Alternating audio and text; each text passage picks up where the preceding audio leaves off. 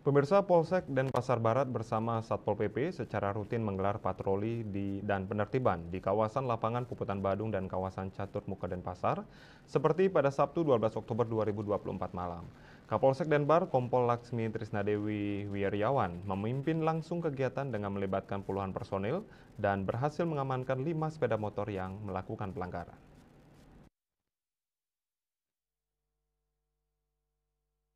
5 pengendara sepeda motor yang ditindak karena tanpa plat, tanpa spion, dan menggunakan knalpot brong, yaitu sepeda motor Kawasaki Ninja ditilang, sepeda motor Street Fire, sepeda motor Yamaha Fiction, sepeda motor Yamaha Jupiter, dan sepeda motor Yamaha Custom.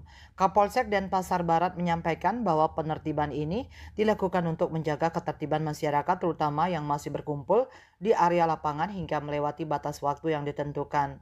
Kegiatan dibagi menjadi 2 regu, yaitu regu pertama yang terdiri dari Satpol PP dan unit patroli bertugas memberikan imbauan serta membubarkan masyarakat yang masih berada di lapangan. Sementara itu, personil gabungan dari Polri melakukan skat dan penindakan terhadap pengendara motor yang tidak sesuai aturan, baik dari sisi penggunaan knalpot maupun kelengkapan surat-surat kendaraan.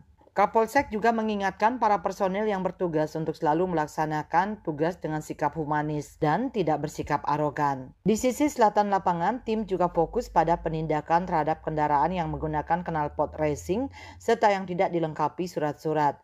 Ditambahkannya, tensi malam minggu ini bertujuan untuk menjaga ketertiban dan kenyamanan masyarakat di wilayah Denpasar Barat, terutama pada malam akhir pekan yang kerap ramai dengan aktivitas masyarakat.